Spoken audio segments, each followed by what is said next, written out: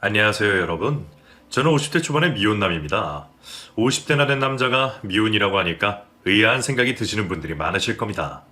사실 엄밀히 말하면 돌싱남인데요.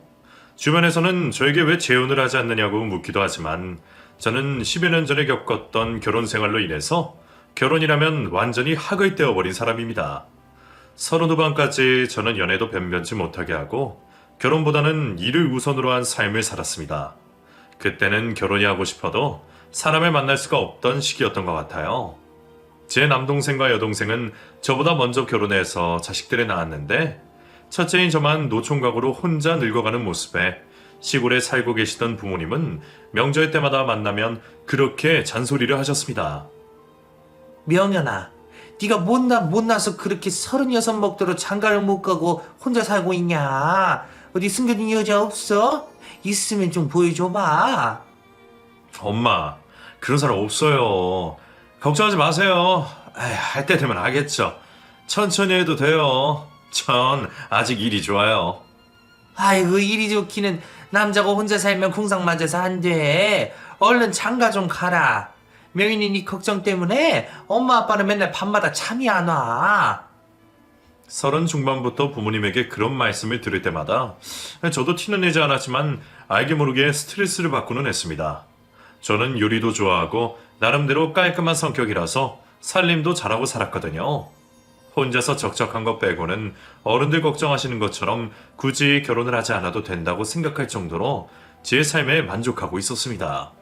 하지만 어른들이나 주변 사람들이나 남자는 혼자 살면 안 된다고 그렇게 말씀을 많이 하셔서 저도 결혼을 꼭 해야 한다는 생각은 은연중에 하고 있었어요. 중고등학교 동창이나 대학 동기들이 결혼을 해서 모임 때마다 아이들을 데리고 오는 모습을 보면서 저도 제 2세가 궁금하기도 했습니다. 그런데 생각보다 제 짝을 찾는 일이 쉬운 일이 아니었어요. 주변에서는 제가 너무 눈이 높은 거 아니냐고 했지만 그런 건 아니었습니다. 병현이 너 이 자식 눈이 너무 높은 거 아니야?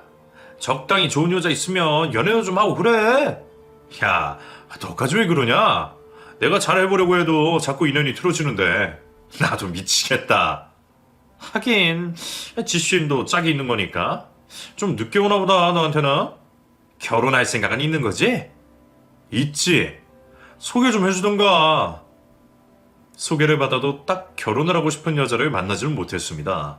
사람들이 결혼할 사람을 만나게 되면 내가 이 사람이랑 결혼을 하겠구나 하는 생각이 딱 든다고 하는데 저는 그런 걸 느껴본 적이 없거든요. 그러다가 잘못된 만남을 하게 된 겁니다. 제 나이 37에 그 여자를 만나게 되었어요. 그 여자는 저희 회사에서 새로 거래를 하게 된 거래처 직원이었습니다. 서글서글한 인상으로 제가 갈 때마다 항상 먼저 반갑게 인사를 해주는 사람이었어요. 처음에는 그냥 좋은 사람 같다고 생각만 하고 있었습니다. 그런데 그 사람이 제가 실수할 뻔한 걸 도와준 적이 있어요. 그리고 그날 저에게 밥을 사달라고 하더라고요. 과장님, 저 아니었으면 큰일 날 뻔한 거 아시죠? 아휴, 은영씨, 너무 고마워요. 그렇게 입 싹 닦으실 거예요? 밥이라도 사주세요. 네? 밥이요?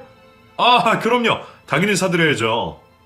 그럼 오늘 저녁에 제가 자주 가는 식당 같이 가요? 거기 고등어 구이가 진짜 맛있거든요. 네, 그래요. 연락 주세요. 기껏 사달라는 게 고등어 구이라는 점에서 참 소소하고 귀엽다는 생각이 들었습니다. 저는 뭐 비싼 레스토랑에 가도 사줄 의향이 있었거든요. 아무튼 그날 퇴근 후에 만나서 같이 고등어 구이를 맛있게 먹고 이야기를 나누다 보니 말이 잘 통해서 맥주도 한잔 하게 되었습니다. 저보다 7살이 어렸던 그 사람은 자기 꿈이 현모양처라고 말하며 저에게 어필했어요. 저는 어릴 때부터 좋은 사람 만나서 야무지게 살림하면서 아이 낳고 남편 모필하고 아이 잘 키우면서 현모양처가 되는 게 꿈이었어요. 지금도 마찬가지고요. 근데 과장님은 왜 아직까지 결혼을 안 하고 계세요? 과장님 정말 좋으신 분이신데. 제가 아직 인연을 못 만난 모양이에요. 저도 결혼해서 아이 낳고 그러고 살고 싶은 마음이에요.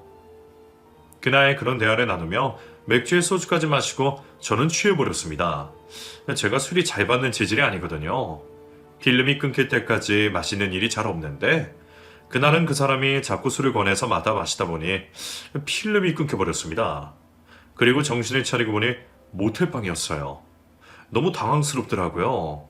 그 여자는 속옷 차림으로 제 옆에 누워 있었습니다. 내가 실수를 했구나 싶어서 이발을 치며 괴로워하고 있었습니다. 그런데 그 여자도 잠에서 깼는지 저를 보고는 말했어요. 명현 씨, 벌써 일어났어요? 잘 잤어요? 제가 어쩌다가 여기를... 죄송해요. 저 기억이 하나도 안 나요. 기억이 안 나요? 섭섭하네요. 어제 우리 좋았는데. 저같이 마음에 드는 여자는 처음이라면서 저랑 사귀기로 했잖아요. 그것도 기억 안 나요? 미안해요. 명현 씨, 저도 이런 적 처음이에요. 이왕 이렇게 된 거 우리 한번 만나보는 거 어때요?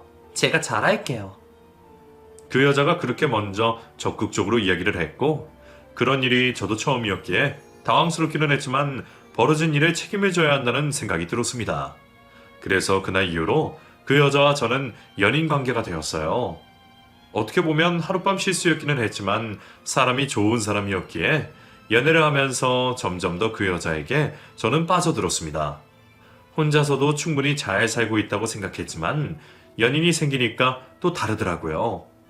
저의 일거수일투족에 관심을 갖고 챙겨주는 사람이 있다는 게 많은 위안이 되었습니다. 그렇게 연애를 하고 어느 날 여자친구와 연락이 닿지 않았어요. 불안해서 어쩔 줄을 모르겠더라고요. 여자친구가 혼자 사는 집 앞에 찾아갔는데 집에 있지도 않았습니다.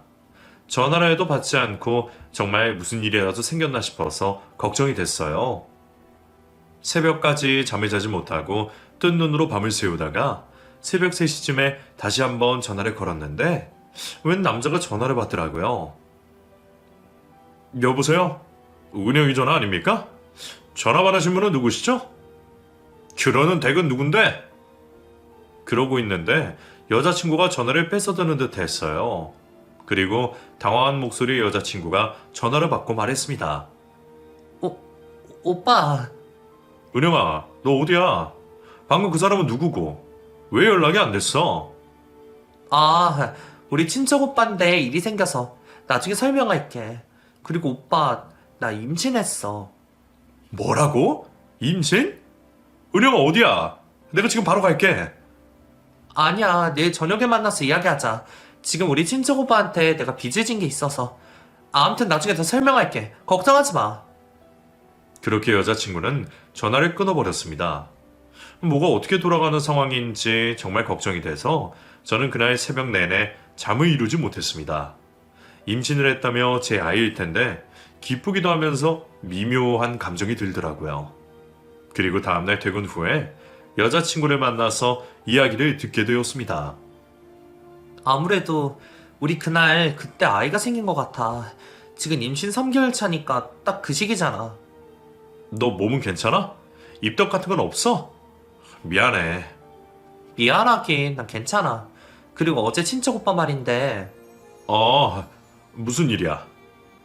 우리 부모님이 사촌 오빠네한테 빚을 좀 졌거든. 나 어릴 때 있던 일인가 봐. 우리 아버지 돌아가신 후에 잊고 살았는데, 사촌 오빠네 형편이 어려워졌다고 당장 갚으라는데, 난 엄마랑 둘이 전셋집 살면서 모아둔 돈도 없고, 미치겠어. 뭐라고? 아휴, 얼만데? 3천만 원. 당장 안 갚으면 소송이라도 하겠다는데 어제 엄마랑 나랑 사촌 오빠네 식구들한테 협박받느라 정신이 하나도 없었어. 3천? 그 정도는 내가 해줄 수 있어. 그리고 은영아, 우리 결혼하자. 뱃속 내 아이랑 우리 은영이 내가 책임질게. 정말? 괜히 의무감으로 그렇게 하지 않아도 돼. 미안했을 때가 어떻게 그래. 아니야. 사랑하는 사람 일인데 그쯤이야 뭐. 고마워 오빠. 오빠밖에 없어. 나 오빠랑 결혼해서 내 평생 꾸미던 현모양처가 될게. 그렇게 저는 여자친구에게 아무 대가도 없이 3천만 원을 덜컥 보내버렸습니다. 그리고 결혼을 준비하기 시작했어요. 저희 부모님은 노총각으로 늙어 죽을까봐 걱정하던 아들이 결혼을 하겠다고 하니 그저 반가워하셨습니다. 아이고, 우리 첫째 며느리 정말 곱다. 우리 명현이랑 결혼해줘서 고마워요.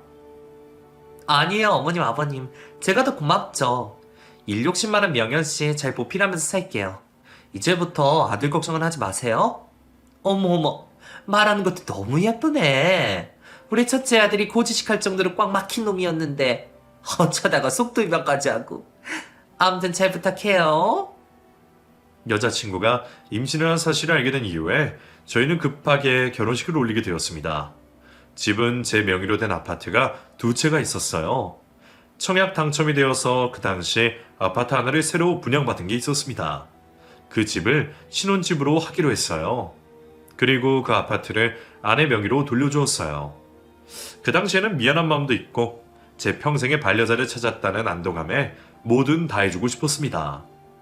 오빠, 내가 이렇게 다 받아도 되는 거야? 나 어떻게 갚으라고 그래?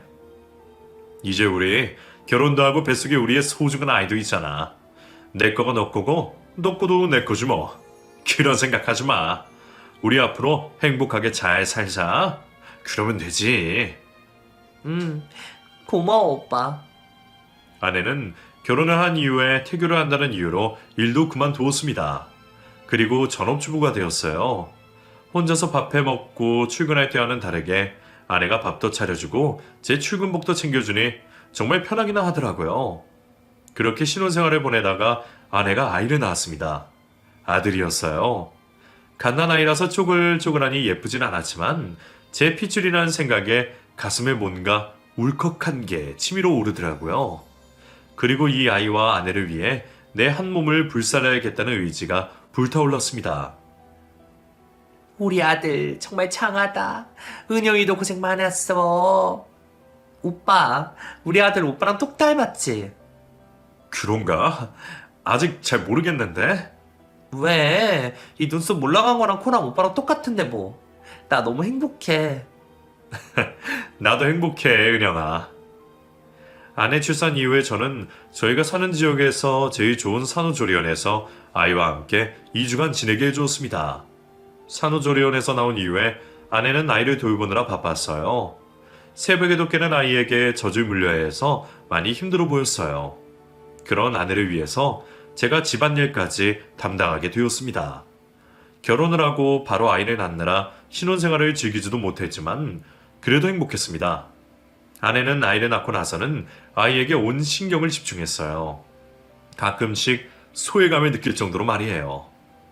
아이가 돌이 가까워오면서 이유식을 먹였는데 어느 날 탈이 났습니다. 그날은 제가 아이 이유식을 만들어줘서 아내가 저에게 신경질을 많이 내더라고요. 오빠는 할 줄 아는 게 뭐야? 설마 애 이유식에 소금 넣은 거 아니지?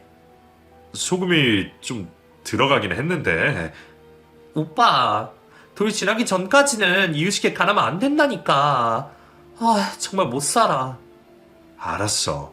왜 이렇게 화를 내? 실수할 수도 있지. 화 안 나게 생겼어?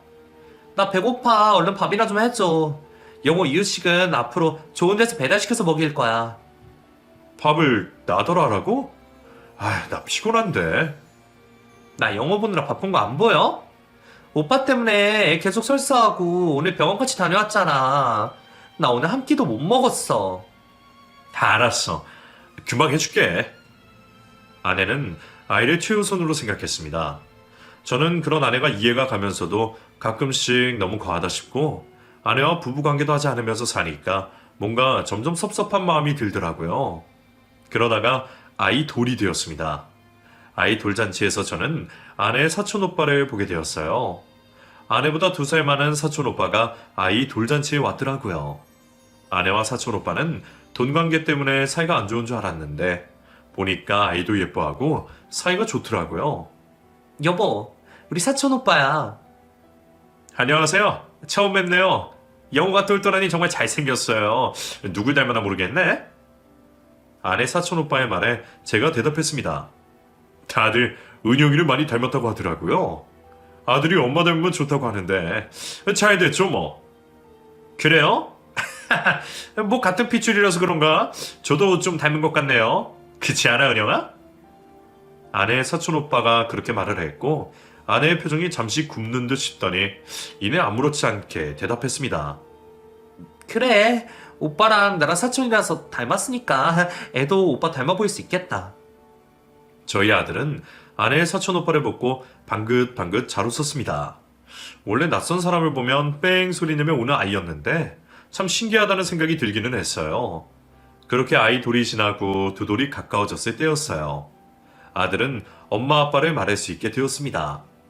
아들이 저에게 아빠라고 부를 때면 어찌나 기분이 좋던지요. 아빠. 그래 우리 아들 아빠야 아빠. 아빠가 뭐 해줄까? 아들의 재롱을 보면서 나날이 행복했는데 저는 회사에서 좋은 기회로 1년간 해외 출장을 가게 되었습니다. 아내와 아이를 두고 혼자서 해외로 출장을 간다는 게 망설여지기는 했지만 다녀오면 승진도 할 수 있고 저에게는 좋은 기회였어요. 하지만 아내가 가지 말라고 하면 가지 않을 생각도 있었습니다. 제가 출장을 가면 혼자서 아이 보면서 살기가 외롭고 힘들 테니까요. 나 이탈리아 출장 가지 말까? 한두 달이면 모를까 1년이나 가야 하는데 당신 혼자서 잘 지낼 수 있겠어? 힘들지 않을까? 제가 아내에게 그렇게 묻자 아내는 벼락같이 화를 냈습니다. 출장을 왜 안 가? 당연히 가야지. 오빠한테 좋은 기회잖아. 1년 금방 지나가. 걱정하지 마.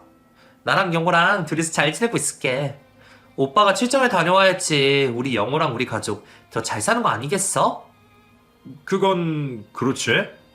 근데 나 1년 동안 한 번도 한국 못 들어올 거야. 좋은 기회긴 한데 사실 1년이나 너랑 영호랑 헤어져 있을 생각하니까 발걸음이 안 떨어지네. 아휴, 남자가 배포가 그렇게 작아서 어떡해, 여보. 큰 물에서 놀아야지.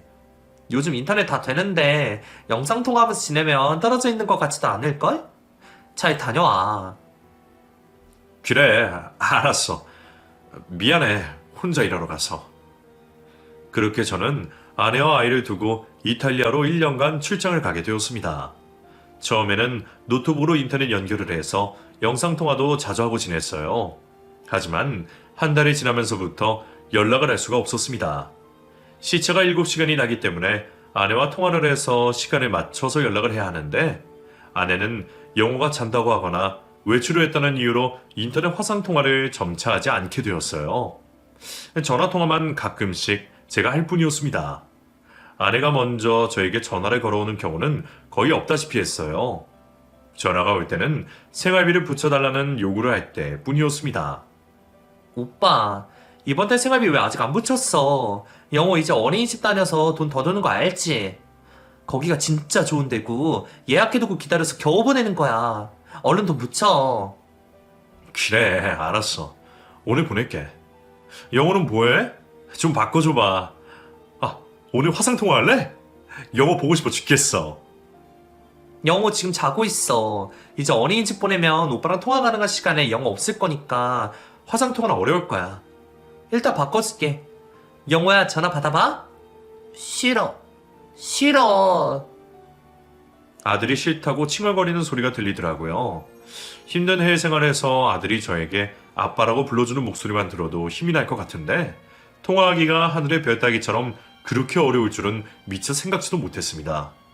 당장이라도 해외에서의 일을 정리하고 한국으로 돌아가고 싶은 마음이었어요. 하지만 출장을 간 이탈리아에서 제가 할 일이 남아있었고 그걸 제대로 처리해야 하는 의무감에 쉽사리 한국으로 돌아갈 수가 없었습니다. 오빠, 아무튼 오늘 돈 붙여. 영호 전화 받기 싫대. 끊는다. 그래. 너도 전화 좀 자주 해. 오빠가 하면 되지. 알았어, 끊어. 저는 해외에서 일하면서 받는 월급의 반 이상을 아내에게 송금했습니다. 해외에서는 외식 한 번을 제대로 한 적이 없어요. 회사에서 나오는 밥이나 먹고 혼자서 마트에서 산 식재료로 숙소에서 음식을 해 먹고 알뜰하게 지냈습니다. 힘든 생활이었지만 저에게 돌아갈 가족이 있고 책임을 져야 한다는 가정의 의무감으로 버틸 수가 있었어요.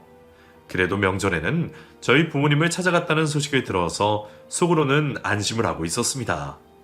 저에게는 툴툴거려도 시댁을 신경 쓰고 있구나 싶어서요. 그렇게 열심히 해외에서 일을 하다가 보니 시간이 훌쩍 지나서 한국으로 입국을 한 달 앞둔 날이었습니다. 몇 주째 아내와 통화가 되지 않았어요.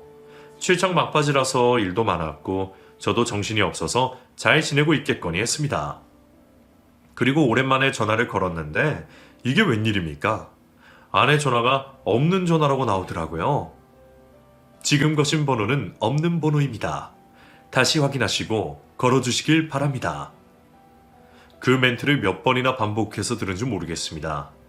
당황한 제가 저희 집 전화로 전화를 걸었는데 집 전화도 없는 번호라고 나왔습니다. 어찌된 일인지 도무지 감을 잡을 수가 없고 불안해서 온몸에 식은땀이 흘렀어요. 시골에 사시는 저희 부모님에게도 전화를 걸어봤지만 부모님이 아내의 소식을 알 리가 없었습니다. 장모님에게는 휴대전화가 없다고 했기 때문에 따로 받아둔 전화가 없었어요. 그때 제 심정은 말로 표현할 수가 없습니다.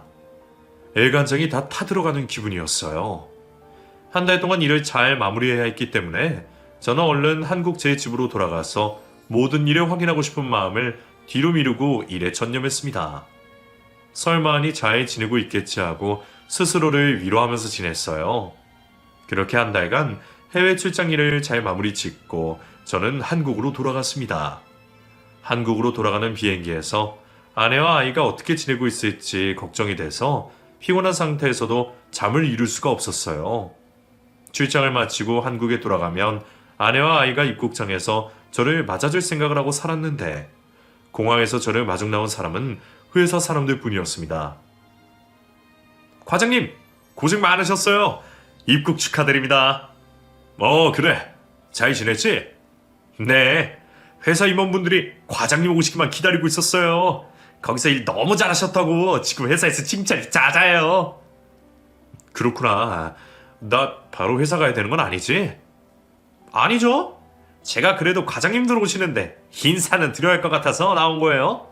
일주일 휴가 잘 보내시고 회사로 돌아오시면 돼요. 그래. 근데 혹시 우리 와이프 소식 들은 거 있어? 저는 지푸라기라도 잡는 심정으로 평소 친하게 지내던 회사 후배에게 그렇게 물었습니다. 그랬더니 회사 후배 표정이 묘하게 일그러지더라고요. 왜? 뭐 들은 거 있어? 사실 와이프가 한 달째 연락이 안 돼. 저도 소문으로 들은 거긴 한데 형수님이 아닙니다. 뭔데? 그냥 말해봐. 아니에요. 다 소문이니까. 일단 집에 한번 가보세요. 형수님도 영어 보느라 정신이 없으셨겠죠? 저는 후배의 그런 찜찜한 말을 듣고 후배 차를 얻어 타고 제 집으로 향했습니다. 저는 정말 설마설마하는 마음이었어요. 집에 가면 훌쩍 자란 제 아들과 아내가 저를 반겨주겠지 했습니다. 그리고 도착해서 현관벨을 누르자 안에서 낯선 아주머니의 목소리가 들려왔어요. 누구세요? 네? 여기 사는 사람인데요. 네? 그게 무슨 말이야? 여기는 우리가 사는데. 그리고 문을 열어준 아주머니가 의심의 눈초리로 저를 살펴보았습니다. 여기는 우리가 이사 온 지 벌써 한 달이 넘었는데. 누구세요? 여기에 새로 이사를 오셨다고요? 그렇다니까요.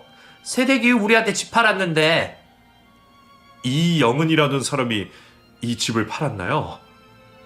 맞아. 이영은 그 여자가 자기 남편이랑 나와서 이 집 우리한테 넘겼는데. 댁은 누구예요? 남편이요? 제가 남편인데 도대체 누구랑 나왔다는 말씀인지. 3살 배기랑 남편이랑 아주 사이가 좋아 보이던데. 뭔 일이래? 제 집에 있는 낯선 아주머니의 말을 듣고 저는 머릿속이 새하얘지는 기분이었습니다. 그럼 혹시 그 사람 어디로 이사 갔는 줄 아십니까? 그걸 내가 어떻게 알아? 그리고 안다고 해도 모르는 사람한테 그걸 얘기해 줄 수는 없지. 제가 그 사람 남편이에요. 이게 대체 무슨 일인지. 사정은 내가 모르겠고 난 여기 이사 와서 살고 있으니까 그만 가보세요. 그렇게 저희 집에서 나온 낯선 아주머니는 매몰차게 문을 닫아 걸었습니다. 그리고 공항에서 후배가 했던 말이 떠올라서 저는 바로 회사 후배에게 전화를 걸었어요. 후배도 제 이야기를 듣고 황당해 하더라고요. 그럼 그 소문이 사실이었단 말인가? 뭔데? 이제 말해봐. 나 지금 미치기 일보 직전이야. 아니, 그 형수님 전에 다니던 회사 사람이랑 우연히 만나서 이야기를 했는데 형수님이 과장님이랑 만나기 전에 사귀던 사람이 있다고 하더라고요. 그 사람도 같은 회사 직원이었는데 횡령해서 회사 잘리고 아무튼 그 사람이랑 살림을 합쳤다는 소문이 있어서. 뭐라고? 그게 정말이야? 네, 무슨 새로 생긴 신도시로 이사를 갔다고 하던데. 거기가 어딘데? 주소 좀 알아봐. 알겠어요. 제가 수소문 해볼게요. 근데 과장님, 지금 지내실 곳은 있으세요? 저희 집에 오실래요? 미안해서 어떻게 가? 나 호텔에서 지낼 테니까 알아보고 연락 줘. 고마워. 그리고 다른 사람들한테는 이런 이야기 하지 말고. 아휴, 이게 무슨 일이래. 그럼요. 입에 자꾸 꽉 채우고 제가 한번 알아볼게요. 걱정 마시고 호텔 가서 좀 쉬고 계세요. 12시간 비행기를 타고 한국에 아내와 아들 만날 생각만 하고 왔는데 정말 감쪽같이 사라져버린 두 사람이 대체 어디에 있는 건지, 그리고 후배가 말한 그 소문이 정말인지 저는 머릿속이 혼란스러워서 미쳐버릴 것만 같았어요. 그래도 우선은 사실 확인하기 전에는 아무것도 믿지 않기로 하고 일단 호텔에 짐을 풀었습니다.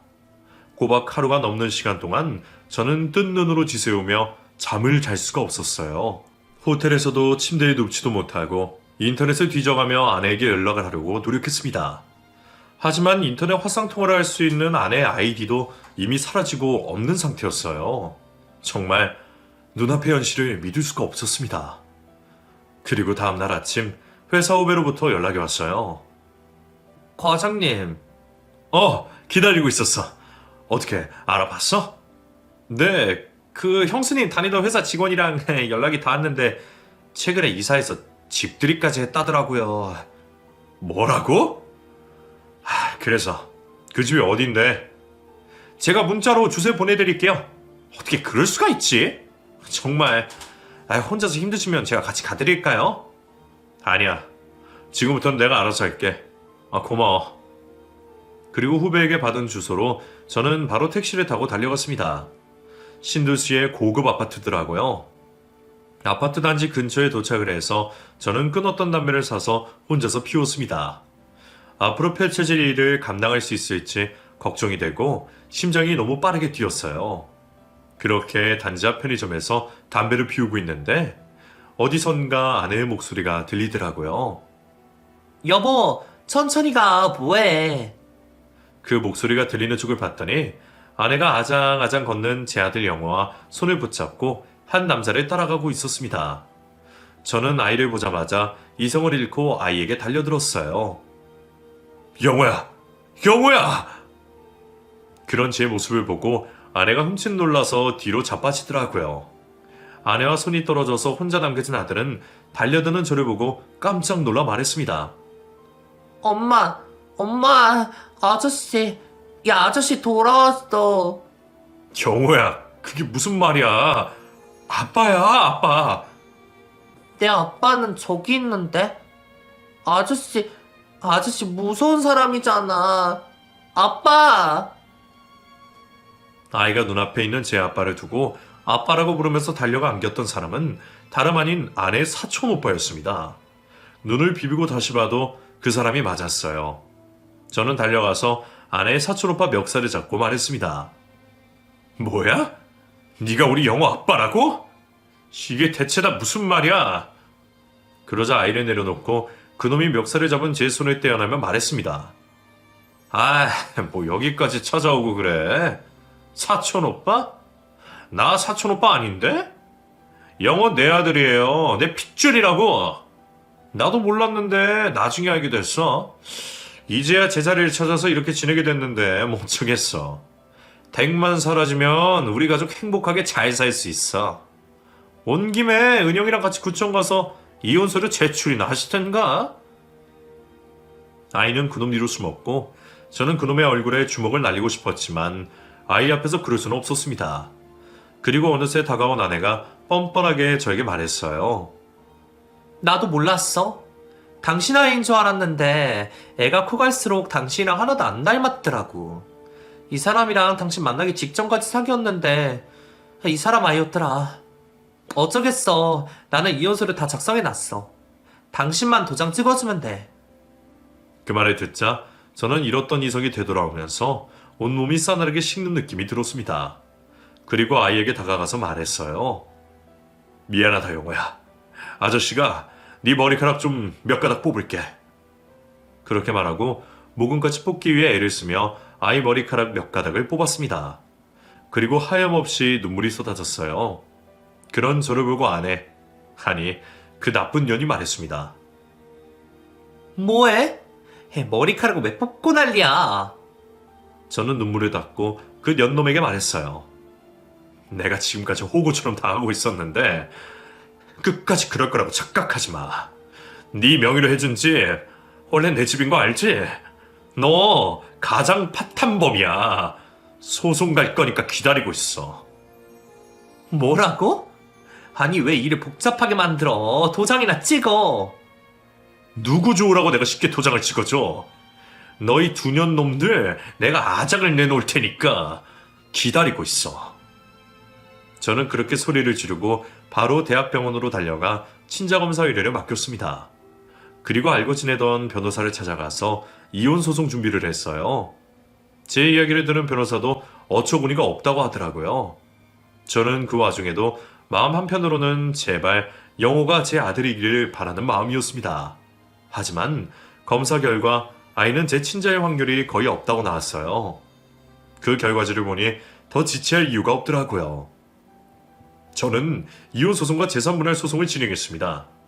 재판을 하면서 아내가 의도적으로 저에게 접근했다는 사실도 새로 알게 되었어요. 회사 횡령을 하고 도박을 하며 양아치처럼 지내던 전남친, 그러니까 영호의 친아빠의 아이를 임신했다는 사실을 알면서도 저에게 접근해서 아이를 낳은 거였습니다. 그리고 제가 해외로 출장을 가자 미련이 있던 영호 아빠에게 연락을 해서 다시 만나고 제가 힘들게 일해서 보낸 돈과 해준 집을 팔아서 새로운 집에 이사를 해서 새 출발을 하려고 했던 것이었어요. 소송이 자기한테 불리하게 돌아간다는 사실을 인지한 전 아내는 저에게 울며불며 매달렸습니다. 오빠, 미안해. 내가 미쳤었나 봐. 그 사람이 너무 불쌍해서. 그리고 영호가 커갈수록 아빠가 필요한데 오빠는 출장 가서 당장 옆에 없고 그래서 그랬어. 미안해. 우리 다시 잘 살아보자. 오빠, 나 버리지 마. 저 인간 개뿔도 없어. 아직도 도박하고 재산도 한 푼도 없고. 오빠가 나 버리면 나 정말 길바닥에 나앉아야 돼. 야, 어? 오빠, 왜? 너 지금 그걸 말이라고 하냐? 내가 남의 자식을 왜 키워? 네가 한순간이라도 나를 남편으로 생각한 적 있어? 나야말로 미쳤었지. 넌 항상 날 돈 버는 기계로만 생각했어. 그것도 영호랑 영호 아빠랑 셋이서 잘 살려고. 그냥 날 호구 잡놈으로만 생각했겠지. 아니야? 아니야, 오빠. 조용히 해. 너 진짜 악질이야. 너 같은 여자를 내가 어쩌다가 만나서. 그대로 돌려줄 테니까 잔말 말고 그냥 소송 끝까지 잘 버텨라. 소송을 진행하면서 아내의 추악한 민낯이 다 까발려졌습니다. 그리고 증거도 많았기 때문에 전 아내는 유책 배우자가 되어서 저에게 위자료도 주어야 했고 가지고 있던 재산도 모두 환수해야 했습니다. 그렇게 재판 결과가 나왔는데도 파렴치한 전 아내와 그의 상간남은 포기를 모르더라고요. 저에게 찾아와서 어린아이를 앞세우고 손이 발이 되도록 빌면서 애원을 했습니다. 형님, 이건 아닙니다. 영호, 형님 아들이잖아요. 영호를 봐서라도 저희 한 번만 용서해 주세요. 제가 그냥 순순히 물러날게요. 영호랑 은영이랑 예전처럼 사세요. 저만 사라지면 모든 게 괜찮아지잖아요. 저 영호랑 은영이 얘 혼자서 감당 못해요. 그놈의 말에 저는 아연실색해서 그냥 멍하니 바라보기만 했습니다. 그리고 전 아내가 아이에게 말했어요. 영호야, 아빠야, 아빠. 기억 안 나? 아빠라고 해봐. 아빠, 아니야. 무서운 아저씨야. 엄마가 무서운 아저씨라고 했잖아. 아내는 제가 해외 출장을 가 있는 동안 아이에게 저를 무서운 아저씨라고 세뇌시켜 놓은 모양이었습니다. 아이의 반응에 전 아내도 양아치 상간남도 어쩔 줄을 몰라 했어요. 아이는 아이여서 거짓말을 하지 못하더라고요. 그런 그 인간들을 보고 제가 차분하게 말했습니다. 애 앞세워서 이게 무슨 짓이야? 애 보기 창피하지도 않아? 그만 좀 해. 지긋지긋하다. 이제 영호 김영호가 아니라 백영호가 되겠네. 나는 두 사람 봐줄 생각 전혀 없어. 판결문대로 위자료랑 재산 다 내놓고 내 눈앞에서 사라져. 여보, 형님, 닥쳐. 그리고 내 앞에서 당장 꺼져. 그 이후로 전 아내는 버티고 버티다가 결국 저에게 위자료와 저 모르게 이사한 아파트를 저에게 돌려줘야 했습니다. 그리고 알거지가 된 전 아내에게서 상간남은 도망을 쳤다고 들었어요. 혼자서 미혼모가 된 전 아내는 어렵게 일을 하며 아이를 키우고 있다고 합니다. 혼자서 아이를 키우며 저에게 몇 번씩이나 연락을 해서 읍소를 했지만 절대 통할 리가 없었죠. 인정에 호소를 하면서 사람 미치게 만들더라고요. 전화번호도 차단하고 저는 회사도 그만두었습니다. 그리고 쉬면서 지친 마음과 육체를 재정비하는 시간을 가졌어요. 그리고 운이 좋게 대기업으로부터 스카우트 제의를 받게 되었습니다. 그 기회를 놓치고 싶지 않아서 저는 대기업으로 이직을 성공해서 다른 생각을 하지 않고 열심히 일을 했어요. 덕분에 지금 제 나이 52살에 임원이 되어 있었습니다. 전 아내 덕분에 사람에 대한 믿음과 애정을 다 잃어버린 때도 있었어요. 하지만 그 일을 겪은 후에 또 좋은 사람들을 만나면서 세상에 나쁜 사람만 있는 건 아니라는 사실에 위로를 받았습니다. 그리고 40 중반에 취미생활을 하다가 만난 여자와 지금까지 연애를 하고 있어요. 그 사람과 저는 각자의 영역을 존중하면서도 서로의 삶에 의지가 되어주고 있습니다. 저와 가치관이 비슷한 사람이어서 가능한 일이네요. 아니었다면 이런 관계를 유지하며 지내기 어려웠을 겁니다. 나이가 어느덧 이만큼 들고 나니 주변 사람들도 왜 결혼을 하지 않냐고 묻지 않는 지경이 되었네요. 지금에 와서는 제 삶을 부러워하는 사람들도 많습니다. 하이, 형님이 저는 제일 부럽네요. 책임져야 할 아이가 있나, 아내가 있나. 번듯한 직장에 재산을 여유롭게 즐기면서 사실 수 있잖아요. 다 각자 삶이 다른 거지 뭐. 나는 이런 삶이 맞는 거고 자네는 또 그런 삶을 사는 거고. 괜히 배부른 소리 하지 말고 애들이랑 아내 건사 잘해. 지금 만나고 있는 사람과 저는 한 달 후에 유럽으로 여행을 가기로 했습니다. 둘 다 장기 휴가를 받아서 여행을 가는 건데요. 여행을 다녀오면 서로 사nem을 합쳐서 지낼지 말지 결정을 하려고 합니다. 정말 오랜 시간이 지나긴 했는데 아직도 예전 일을 떠올리면 손이 벌벌 떨리고 기가 막히네요. 그래도 이렇게 많은 분들에게 제 이야기를 털어놓으니 제 속에 응어러져 있던 것이 조금은 풀리는 기분이 듭니다. 한때 왜 나에게 이런 일이 생겼는지 하늘이 원망스럽기도 했지만 지금은 제 인생 잘 꾸려가며 만족하며 행복하게 지내고 있습니다. 혹시나 힘든 상황에 있는 분들도 다 지나갈 거라고 믿으시고 버티셨으면 좋겠네요. 여러분, 오늘 여러분에게 해드리고 싶었던 제 이야기는 여기까지입니다. 100세 인생에 아직 반밖에 살지 않았으니 앞으로도 저에게는 많은 일들이 생기겠죠. 그래도 감당할 수 있을 만큼 경험치가 쌓였으니 지금처럼 인생 잘 꾸리며 살아가 보겠습니다. 여러분들의 삶도 응원할게요. 들어주셔서 감사합니다.